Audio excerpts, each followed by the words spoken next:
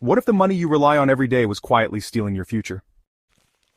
In the Bitcoin Standard by Saifedean Ammous, we learn how the history of money has influenced societies for thousands of years and why Bitcoin might be the solution to today's global economic problems.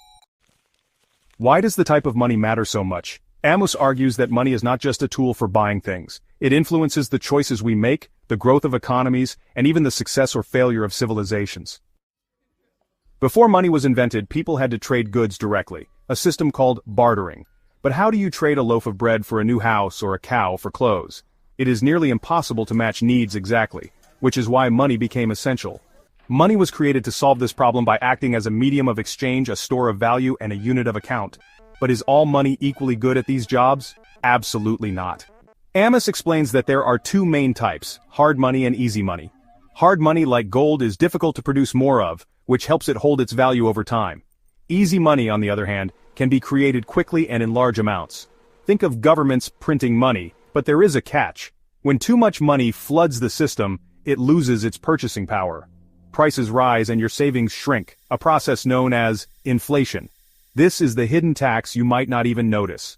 History offers countless lessons about the dangers of easy money. Take the Roman Empire. Rome started with a strong currency backed by silver, but as the empire faced military costs and political expenses, it reduced the amount of silver in its coins.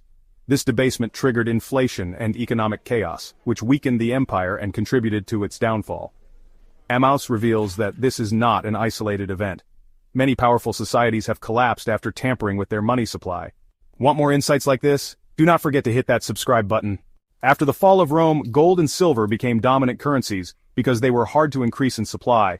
For centuries, these metals helped stabilize economies. But in modern times, many governments abandoned gold-backed money and introduced fiat currency, money that has no physical backing like gold or silver. Fiat money depends entirely on trust in the government. This shift was influenced by Keynesian economics, which argues that governments should spend and create more money during recessions to stimulate the economy. While this might work in the short term, Ammous highlights the long-term damage: rising debt, bad investments, and inflation. Companies and people borrow and spend recklessly because cheap money is easy to get, leading to bubbles and financial crises. But Ammous does not just focus on economic policies. He dives into how money affects behavior. He introduces the idea of time preference. People with a high time preference want instant rewards. They would rather have a small reward now than wait for something better. People with a low time preference, on the other hand, are willing to delay gratification, saving and investing for the future. Sound money encourages a low time preference. Societies with sound money invest in long-term projects like education, science, and infrastructure. Think about the incredible cathedrals in Europe.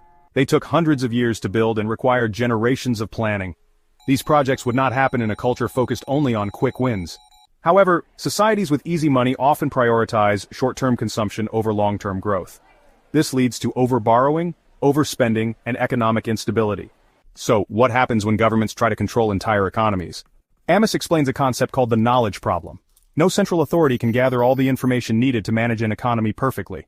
In free markets, prices act as signals that quickly communicate shortages or surpluses. For example, if an earthquake destroys a major copper mine, copper prices will rise. This alerts businesses and consumers to conserve copper and look for alternatives. In a controlled economy, these price signals are distorted or ignored, leading to shortages, delays, and inefficiencies. Ammous shows that free markets are like vast, decentralized systems for processing information, far more efficient than any government planner. But what does all this have to do with Bitcoin? Ammous believes Bitcoin could be the most powerful form of sound money ever created. It has three key features. Bitcoin is decentralized, meaning no single person, company, or government has control over it. It also has a limited supply, with only 21 million Bitcoins that will ever exist. Its security is ensured through proof of work, a process that requires significant effort to mine new Bitcoins, preventing anyone from easily creating more. Because of these features, Bitcoin is often compared to digital gold. Unlike fiat money, no central bank can print more Bitcoin. This makes it resistant to inflation and political manipulation.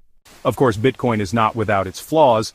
Ammous acknowledges that the network can get slow and congested, but new innovations like the Lightning Network aim to solve these issues by allowing faster, cheaper transactions. Despite these challenges, Bitcoin's potential to empower individuals by giving them control over their finances is enormous. Still with me? If you're enjoying this breakdown, hit that subscribe button for more educational deep dives.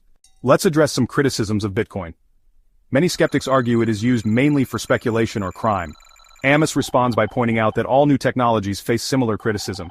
The internet was once labeled a tool for criminals, yet today, it is a core part of global business and communication. As Bitcoin matures, Ammous predicts that its reputation and use will improve. What would a Bitcoin-dominated world look like? Ammous envisions a future where individuals have more financial freedom and governments have less control over money. Businesses and people could trade globally without banks, currency exchanges, or high transaction fees. This could create a more stable global economy. But do not expect this change to happen without resistance. Governments, banks, and financial institutions have a lot to lose if Bitcoin becomes mainstream. They may fight to maintain control of the current system. Ammous warns that any transition to a Bitcoin-based system will likely face political and economic turbulence. This brings us to a crucial point.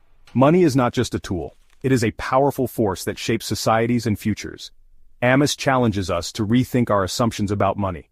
Is the current system of easy money helping us build a better future, or is it making us poorer and more dependent? The million-dollar question is, can Bitcoin really transform the world? Ammous does not guarantee it will, but he provides a framework to help us understand the role money plays in our lives and what might come next. Whether Bitcoin succeeds or fails, its impact on how we think about money is already significant. Before you click on our next video, take a moment to reflect. Is the money you trust today really protecting your future, or is it silently working against you?